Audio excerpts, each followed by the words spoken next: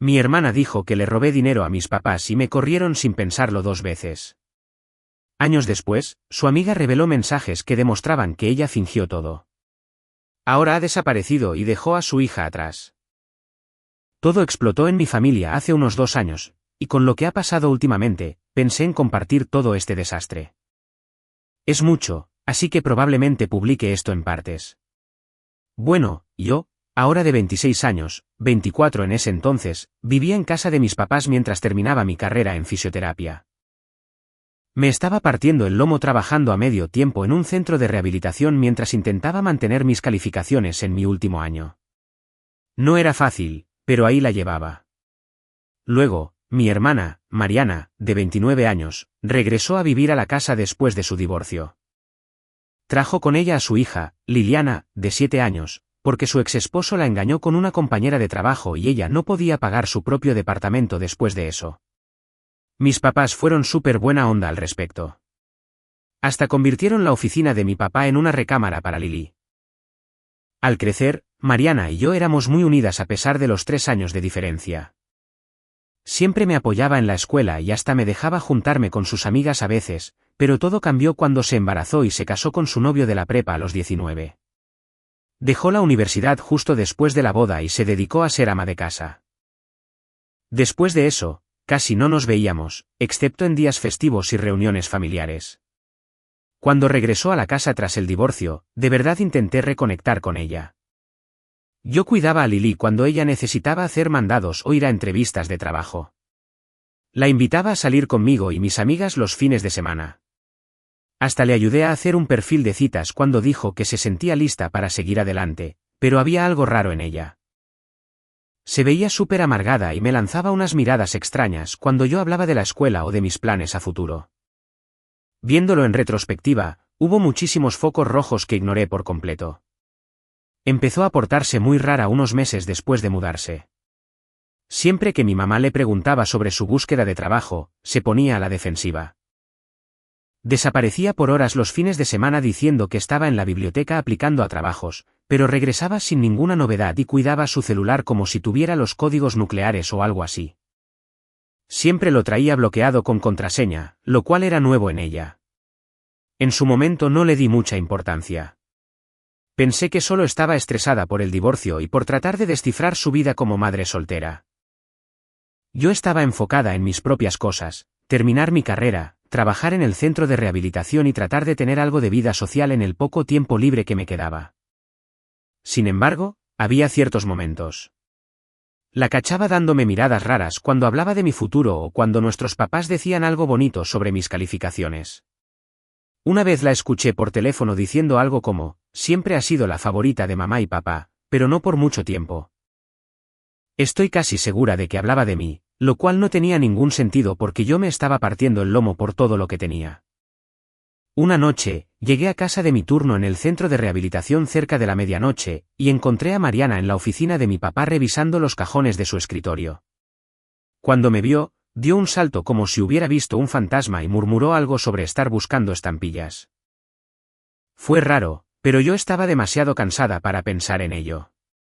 También empecé a notar que me faltaban pequeñas cantidades de dinero en efectivo de mi cartera. Al principio, pensé que simplemente estaba gastando más de lo que creía. Pero luego caché a Mariana saliendo de mi cuarto un día que regresé temprano de clases. Dijo que iba a pedirme prestado un suéter, pero no traía nada en las manos. Empecé a esconder mi cartera después de eso, pero nunca la confronté porque no quería causar un drama justo cuando por fin todos nos estábamos llevando bien. La semana antes de que todo se fuera al carajo, Mariana me pidió que me quedara con Lili todo el fin de semana porque tenía entrevistas de trabajo en otra ciudad.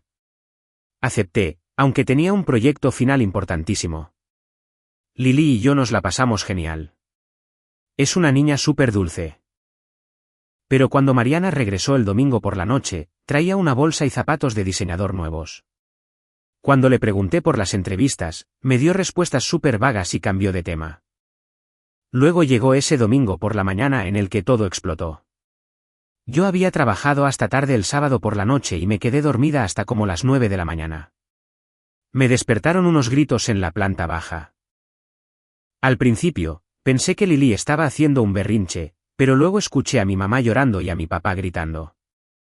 Bajé corriendo en pijama y encontré a mi mamá colapsada en su silla, llorando a mares, mientras mi papá, con la cara roja, le gritaba a Mariana.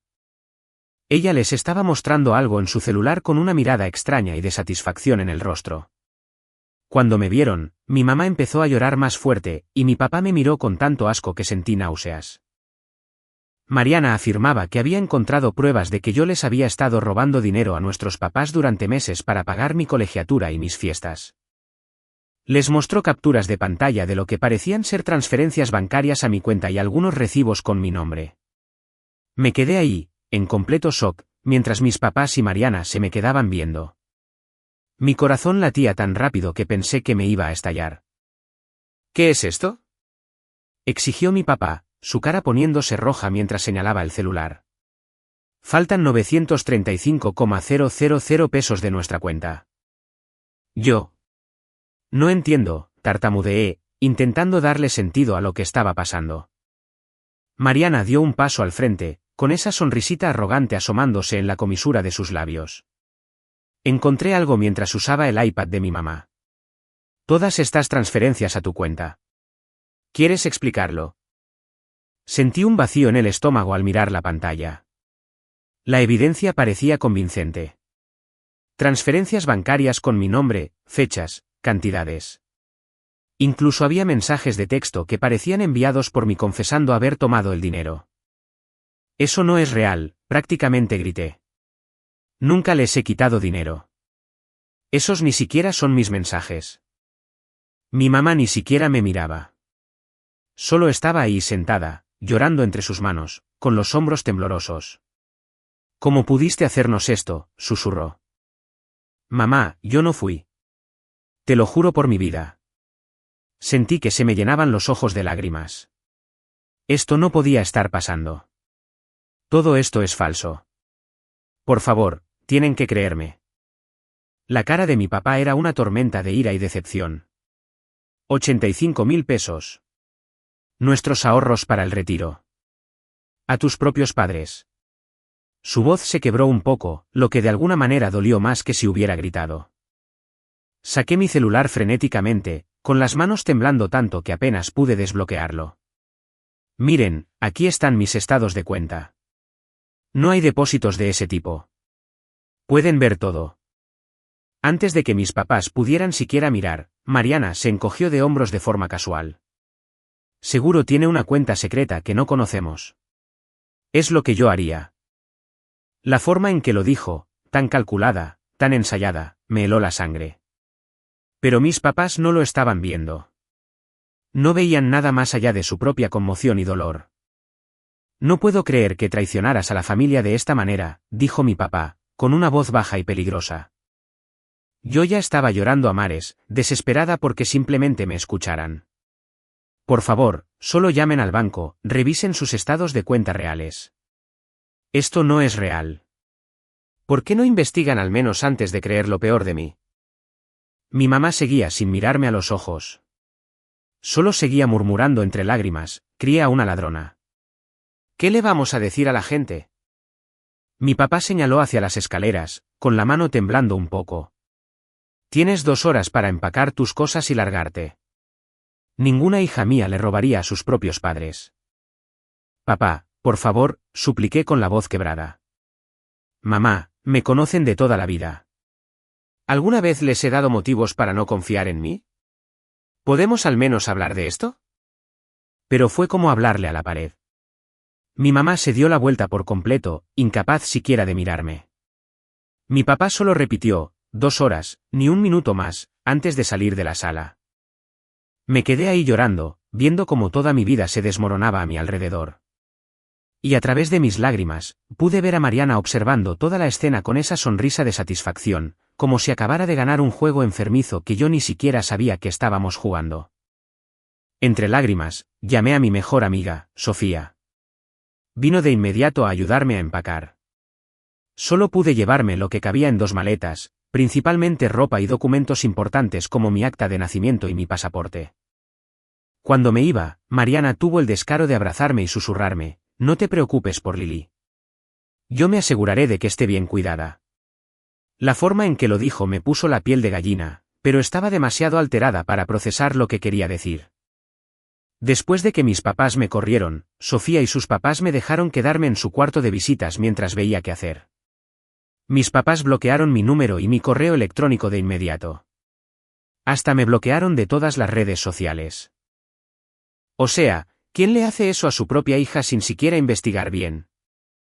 Mariana fue un paso más allá y le contó la historia a toda nuestra familia extendida. En cuestión de días, estaba recibiendo mensajes horribles de tías y primos llamándome ladrona y diciéndome lo decepcionados que estaban de mí. Mi tío incluso me mandó un mensaje diciendo que debería darme vergüenza robarle a las personas que me dieron todo. Fue como una maldita cacería de brujas. Solo mi abuela me apoyó. Les dijo directamente a mis papás que no creía las mentiras de Mariana porque sabía qué tipo de persona era yo. Mis papás amenazaron con cortarle el contacto si me ayudaba, pero ella aún así me visitaba a escondidas y a veces me llevaba despensa. Mi abuela es una chingona. El momento para que pasara todo esto no podría haber sido peor. Estaba en mi último semestre, con las prácticas clínicas y los exámenes en puerta. Tenía que encontrar la manera de rentar un lugar y trabajar las horas suficientes para mantenerme mientras terminaba mi carrera. Hubo noches en las que de verdad me quedaba dormida llorando, preguntándome por qué mi hermana me haría algo así. O sea, ¿qué hice para merecer este nivel de traición? Los papás de Sofía me ayudaron a conseguir un departamento firmando como mis avales, ya que yo no tenía mucho historial crediticio. Agarré turnos extra en el centro de rehabilitación, a veces trabajando más de 40 horas a la semana mientras hacía mis prácticas clínicas. Estaba exhausta todo el tiempo, pero no me quedaba de otra. Tenía que comer y pagar la renta de alguna manera. Lo peor fue darme cuenta de todas las cosas random que no tenía después de mudarme. Por ejemplo, no tenía un maldito abrelatas, ni suficientes toallas o sábanas para mi cama. Todas esas pequeñas cosas que das por sentado cuando vives en casa de tus papás. Estaba tan quebrada que comía sopa Maruchan como por 5 días seguidos. A veces. Perdí como 7 kilos ese primer mes. Mis profesores fueron bastante buena onda cuando les expliqué mi situación. Uno de ellos hasta me dejó usar la impresora del departamento gratis cuando necesitaba imprimir trabajos porque no me alcanzaba para comprar una. Mi supervisor de prácticas clínicas me dejó ajustar mi horario para poder agarrar más turnos en el trabajo. Pequeños detalles así fueron los que me mantuvieron a flote. Me gradué 6 meses después. Mis papás y Mariana no fueron. Obviamente, mi abuela llegó temprano para evitar verlos, y toda la familia de Sofía estuvo ahí echándome porras. Significó mucho para mí, pero aún así me dolió ver a todos mis compañeros de clase tomándose fotos con sus padres orgullosos, mientras yo tenía esta extraña familia improvisada. Me contrataron de tiempo completo en una clínica de medicina deportiva donde hice mis prácticas. La paga era lo suficientemente decente como para que por fin me alcanzara para algo más que sopas Maruchan y la renta. Hasta me di el lujo de comprarme un carro usado para ya no tener que tomar el camión al trabajo. Era un Civic 2005 todo destartalado con casi 290,000 kilómetros, pero era mío. Como un mes después de que me corrieran de la casa, pasó algo muy raro. Mi abuela me llamó para decirme que Mariana simplemente había agarrado sus cosas y se había ido. Al parecer, le dijo a mis papás que había encontrado una oportunidad de trabajo increíble en otro estado y que mandaría por Lili una vez que se instalara. Se llevó la mayor parte de sus cosas, pero dejó a Lili con mis papás. Los días se convirtieron en semanas y las semanas en meses. Mariana llamaba de vez en cuando con excusas de por qué todavía no podía mandar por Lili. Que el departamento se había caído, que el trabajo no era tan estable como pensaba, que primero necesitaba encontrar un buen distrito escolar. Siempre había una excusa. Ahí fue cuando me cayó el 20 de lo que quería decir cuando susurró, no te preocupes por Lili. Yo me aseguraré de que esté bien cuidada cuando me estaba yendo. Todo este tiempo había planeado enjaretarle a la niña a mis papás. Solo necesitaba quitarme del camino primero para que no tuvieran más opción que cuidar a Lili. Según mi abuela, mis papás estaban estresadísimos tratando de criar a una niña de 5 años otra vez. Mi papá estaba a punto de jubilarse y mi mamá tenía su trabajo voluntario en la iglesia. No estaban preparados para ser tutores de tiempo completo de una niña de kinder, Pero le entraron al quite porque, ¿qué más podían hacer? Tampoco era como que pudieran abandonar a su nieta. Me sentía terrible por Lily. Nada de esto era su culpa, y ahora había perdido a su papá por el divorcio, y su mamá básicamente la había abandonado. Y también me perdió a mí, su tía, a quien estaba muy apegada. A veces manejaba por la casa de mis papás solo para ver si lograba verla jugando afuera. Pero nunca me bajaba del carro, me daba demasiado miedo toparme con mis papás. A pesar de todo, me gradué a tiempo. No había nadie de mi familia excepto mi abuela, que llegó temprano para no ver a mis papás. Sofía y su familia aplaudieron súper fuerte para compensarlo. Pero aún así dolió ver a todos los demás tomándose fotos familiares mientras yo estaba ahí con mi sistema de apoyo improvisado. Me contrataron de tiempo completo en una clínica de medicina deportiva donde hice mis prácticas. Me compré un Civic usado todo destartalado que hacía ruidos raros pero me llevaba de un punto a un punto B sin tener que tomar el camión. La vida siguió. Hice nuevos amigos en el trabajo. Empecé a salir en citas otra vez. Por fin sentía que tenía la vida en orden cuando pasó algo inesperado. Conocí a un chico al que llamaré Diego. Llegó a la clínica para tomar fisioterapia después de que un accidente esquiando le fastidiara la rodilla. Se la pasaba haciendo chistes malísimos durante nuestras sesiones. A esto le llaman fisioterapia o tortura, porque no noto la diferencia. Yo ponía los ojos en blanco. Cuando me pidió mi número después de su última cita, de verdad pensé que solo estaba siendo amigable, pero me llamó al día siguiente y me invitó a tomar un café. Hicimos clic de inmediato. Era fácil hablar con él, súper considerado, y me hacía reír incluso cuando tenía un mal día. Dudaba en contarle sobre mi situación familiar.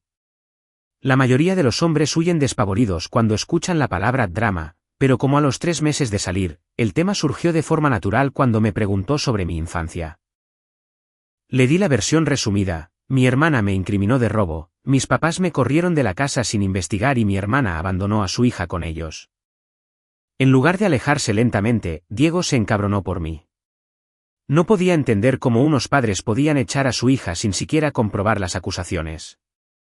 Si alguien acusara a mi hija de algo tan grave, por lo menos revisaría los estados de cuenta bancarios antes de dejarla en la calle, dijo.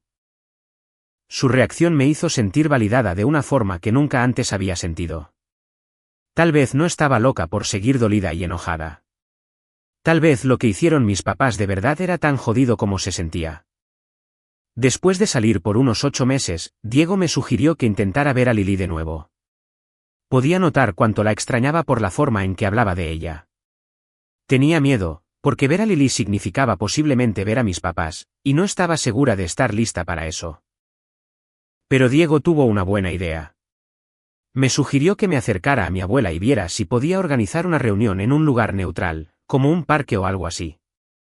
A mi abuela le fascinó el plan.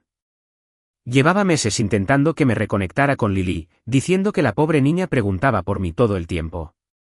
Una semana después, mi abuela llevó a Lily a la paletería local por un premio especial y me mandó un mensaje cuando llegaron.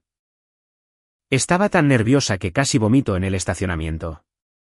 Diego me apretó la mano y me dijo: tú puedes. Solo es una niña chiquita que te quiere. Cuando entré y Lily me vio, gritó y corrió directo a mis brazos. Para entonces ya tenía 6 años y estaba altísima. Me contó todo sobre el kinder, sus amiguitos y sus nuevos tenis con lucecitas, hablando rapidísimo.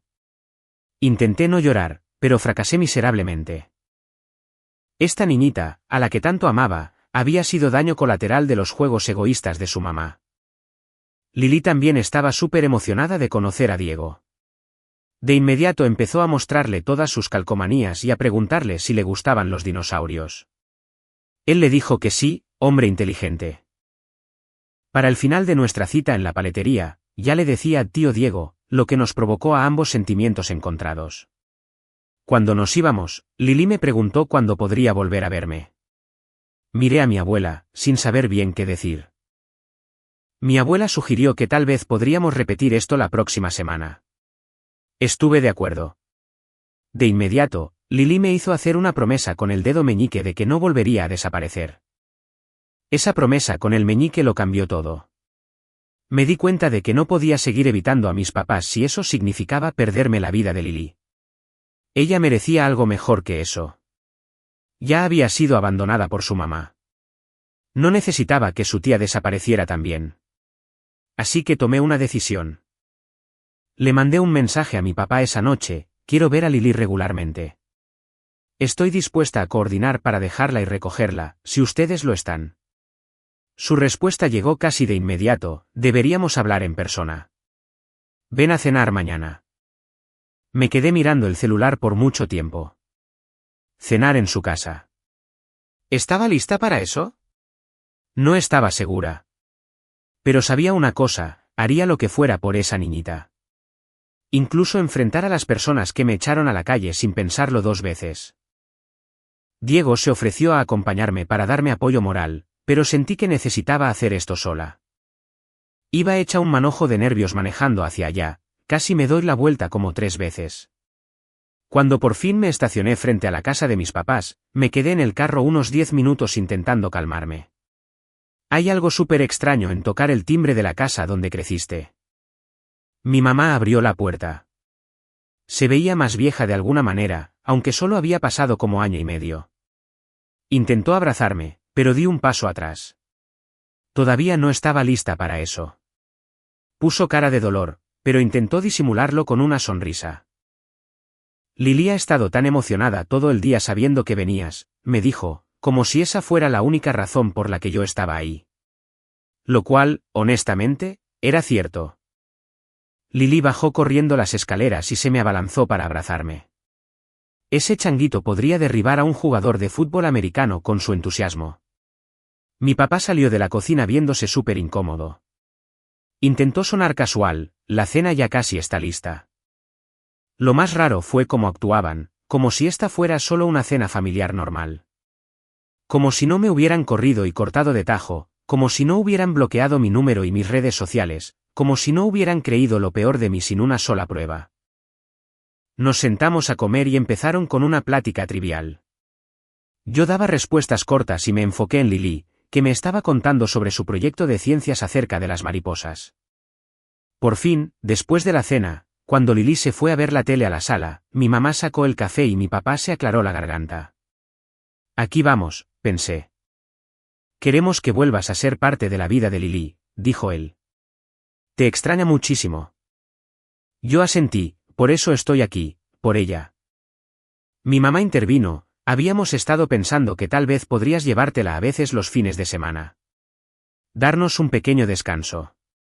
Ha sido todo un reto criar a una niña pequeña a nuestra edad. Casi me río. No me habían pedido venir para reconciliarnos o disculparse. Querían una niñera. Entonces, quieren que los ayude con Lily, dije lentamente. Pero no vamos a hablar de lo que pasó. De cómo me corrieron de la casa sin siquiera comprobar si las acusaciones de Mariana eran ciertas. Mi papá se movió incómodo en su asiento. Fue una etapa difícil para todos. Especialmente para mí, lo interrumpí. Me quedé en la calle durante mis exámenes finales. Trabajaba turnos dobles mientras hacía mis prácticas. Bajé de peso porque no me alcanzaba para comer. Todo porque no se dignaron a verificar algo antes de destruir mi vida. A mi mamá se le llenaron los ojos de lágrimas. Típica movida. Llorar. Para que todos se enfoquen en consolarte en lugar de hacerte responsable. Cometimos un error, admitió mi papá. Debimos haber investigado más, pero tienes que entender que la evidencia parecía muy convincente en ese momento. Negué con la cabeza. No, no tengo que entender eso. Se supone que los padres deben creer en sus hijos, o al menos darles el beneficio de la duda. Ni siquiera me dieron la oportunidad de defenderme. ¿Qué quieres de nosotros?, preguntó mi mamá, sonando frustrada. Estamos admitiendo que nos equivocamos. ¿Qué más quieres? Entonces me di cuenta de que no lo entendían. Creían que decir cometimos un error era lo mismo que una disculpa real. Creían que yo simplemente debía dar vuelta a la página porque estaban dispuestos a tenerme de vuelta en sus vidas, como si yo debiera estar agradecida por la oportunidad. Quiero ser parte de la vida de Lily, dije con firmeza. Me la llevaré algunos fines de semana, pero que quede claro, Estoy haciendo esto por ella, no por ustedes. Esto no es una reconciliación. Soy yo estando ahí para una niñita que merece algo mejor de lo que le ha tocado en esta familia. El dolor en sus rostros me habría molestado en otro momento. Ahora solo me sentía cansada.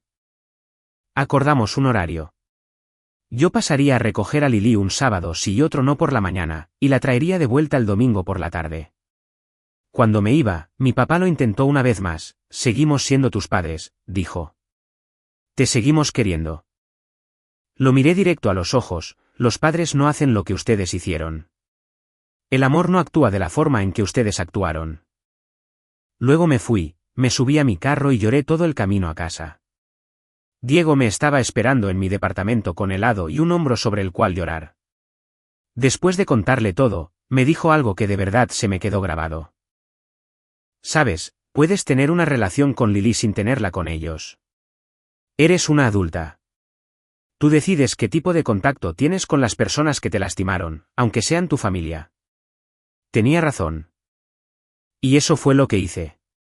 Durante los siguientes meses, solo me mensajeaba con mis papás para la logística de Lily, horarios para recogerla y dejarla, cosas que necesitaba para nuestros fines de semana juntas.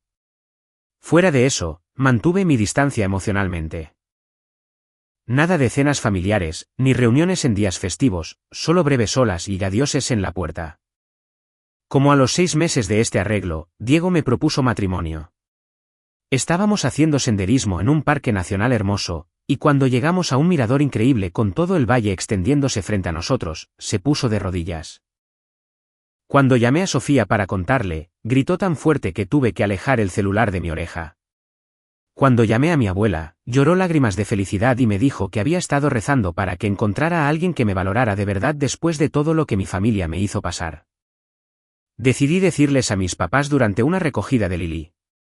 Cuando llegué ese sábado, mi mamá notó el anillo de inmediato.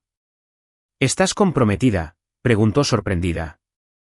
Le dije que Diego me había propuesto matrimonio el fin de semana pasado y que planeábamos casarnos en primavera. Mi papá se unió y me dio unas felicitaciones bastante forzadas. Parece un buen muchacho. Mientras juntaba las cosas de Lily, mi mamá sugirió hacer una cena familiar para celebrar. La ignoré y me fui.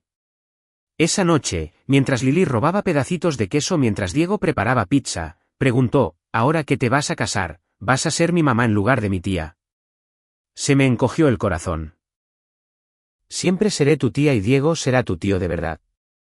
Seremos tu familia para siempre. Pareció quedar satisfecha, pero su pregunta se me quedó grabada.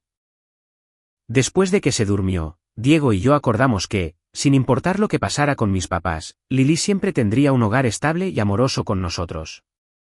No teníamos idea de que las cosas estaban a punto de volverse mucho más complicadas. Las cosas iban bastante bien. Tenía mi rutina con Lily los fines de semana alternos. Diego y yo planeábamos nuestra boda para la primavera, y yo mantenía mis interacciones con mis papás de forma estrictamente ejecutiva, solo logística. Solo sobre Lily, nada personal. Y luego todo explotó de nuevo. Empezó con un mensaje de mi prima Daniela. Éramos muy unidas de chiquitas, pero nos habíamos distanciado después de todo el rollo de cuando me corrieron. Al principio se puso del lado de mis papás, y luego intentó disculparse cuando se dio cuenta de que tal vez yo no había hecho de lo que me acusaban. Yo había sido cortés, pero distante. Su mensaje decía, «Tienes que ver esto. Llámame lo más rápido posible». Estaba ocupada en el trabajo y lo ignoré. Luego mandó otro, «Es en serio, es sobre Mariana. Tienes que ver esto». Eso llamó mi atención. La llamé en mi hora de comida. «¿Ya entraste a Instagram hoy?», me preguntó sin siquiera saludar. «No». «¿Por qué?». Carla, la amiga de Mariana, acaba de explotar en redes. Publicó capturas de pantalla de conversaciones que tuvo con Mariana hace 2 años sobre ti, sobre lo que te hizo. Mi corazón empezó a latir a 1000 por hora. ¿A qué te refieres? ¿Qué publicó? Te mando los enlaces. Solo prepárate. Está fuerte. Fui al baño y me encerré en un cubículo antes de abrir los enlaces. Lo que vi me hizo sentir enferma físicamente. Carla había publicado una serie de capturas de pantalla de conversaciones que tuvo con Mariana de cuando me corrieron. Ahí estaba Mariana admitiendo que usó Photoshop para falsificar estados de cuenta bancarios e incriminarme por el robo, presumiendo sobre cómo creó mensajes de texto falsos donde yo supuestamente confesaba. Y declarando explícitamente que planeaba aventarles a la niña a mi mamá y a mi papá una vez que yo ya no estuviera en el panorama. Y lo peor de todo, riéndose de lo fácil que mis papás creyeron sus acusaciones sin revisar nada. Era la prueba de su traición calculada, en blanco y negro. El mensaje más incriminatorio decía, mis papás se la creyeron completita, lol. La corrieron el mismo día. Ni siquiera checaron en el banco ni nada. Ahora solo necesito armar mi plan de escape y seré libre de toda esta familia. Me senté en el piso de ese baño durante lo que parecieron horas, temblando. Ahí estaba la prueba de lo que había sabido todo el tiempo. Mariana me había incriminado a propósito para quitarme del camino y poder abandonar a Lili con nuestros papás. Para cuando salí de ese baño, mi celular no paraba de sonar. Otros primos, tías, tíos. Todos habían visto las capturas de pantalla. Todos me estaban mandando mensajes de apoyo y de lo sorprendidos que estaban. Las mismas personas que me habían llamado ladrona hace 2 años ahora se desvivían por decir que siempre supieron que algo andaba mal con la historia de Mariana. Salí temprano del trabajo, demasiado alterada como para concentrarme. Cuando llegué a mi casa, encontré a mi Diego, que normalmente es muy tranquilo y sensato, absolutamente furioso después de ver las capturas de pantalla que ahora circulaban por todas mis redes sociales. Tienes que mandarle esto a tus papás, me dijo. Tienen que ver lo que ella hizo. Dudé. Una parte de mí quería restregárselos en la cara, ven, se los dije. Pero otra parte tenía miedo de lo que pasaría después. ¿Estarían esperando mi perdón ahora? ¿Pensarían que las pruebas de alguna manera borrarían lo que me hicieron? Antes de que pudiera decidir, mi celular sonó. Era mi papá. ¿Ya viste lo que está circulando en internet?, preguntó con voz tensa. Sí, le respondí simplemente. Tenemos que hablar. ¿Puedes venir? No creo que sea una buena idea en este momento. Por favor, me dijo, y la voz se le quebró un poco. Tenemos que hablar de esto en persona. En contra de mi mejor juicio, y con Diego insistiendo en acompañarme, fui a casa de mis papás esa misma tarde. Mi abuela también estaba ahí, sentada con Lili en la sala, mientras los adultos hablábamos en la cocina. Mis papás se veían impactados. Era evidente que mi mamá había estado llorando y mi papá parecía haber envejecido 10 años de la noche a la mañana. Ambos empezaron a hablar al mismo tiempo cuando entré. No teníamos idea, si lo hubiéramos sabido, no podemos creer que ella. Levanté una mano para detenerlos. Les dije que estaba mintiendo. Les supliqué que revisaran los estados de cuenta. Les mostré mis propias cuentas. Ustedes decidieron no creerme. Mi papá bajó la mirada hacia sus manos. Nos equivocamos. Nos equivocamos por completo. Esperé algo más. Una disculpa real, algún reconocimiento del daño que habían causado, pero no llegó nada. En su lugar, mi mamá dijo, pero tienes que entender que la evidencia parecía tan real. No, la interrumpí. No tengo que entender nada. Lo que entiendo es que me corrieron de la casa dándome 2 horas durante mi último semestre en la universidad. Lo que entiendo es que bloquearon mi número y mi correo electrónico para que ni siquiera pudiera defenderme. Lo que entiendo es que creyeron lo peor de mí sin hacer la más mínima investigación. Cometimos un error, dijo mi papá débilmente. Un error, me reí con amargura. Lo que hicieron fue una elección. Múltiples elecciones, de hecho, y esas decisiones me demostraron exactamente qué lugar ocupo para ustedes. Diego me apretó la mano por debajo de la mesa en una silenciosa muestra de apoyo. ¿Qué quieres que digamos?, preguntó mi mamá, con lágrimas en los ojos. Lamentamos habernos equivocado. ¿Qué más podemos hacer? La miré. No lamentaban lo que me habían hecho. Lamentaban que las hubieran engañado.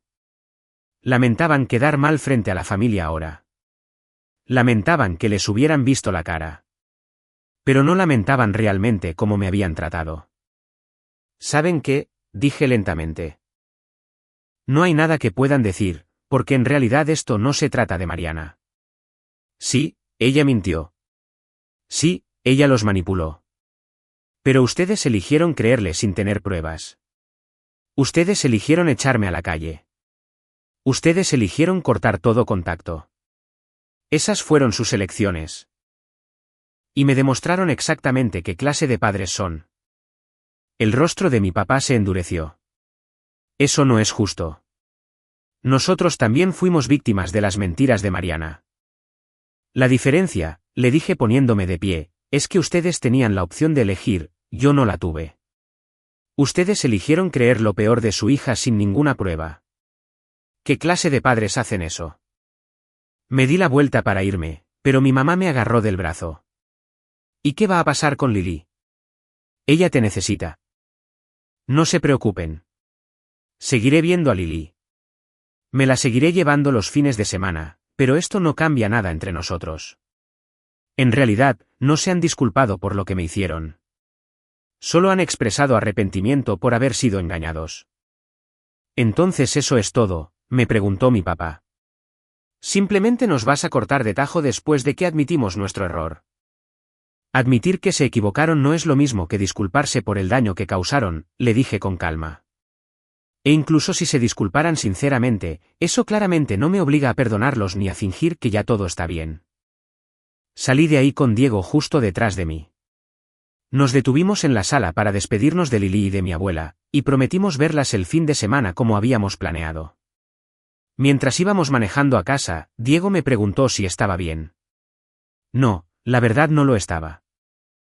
El hecho de que por fin saliera a la luz la verdad debería haberse sentido como una reivindicación, pero principalmente me sentía triste. Las siguientes semanas fueron un caos. Al parecer, Mariana había visto las publicaciones de Carla y borró todas sus cuentas de redes sociales.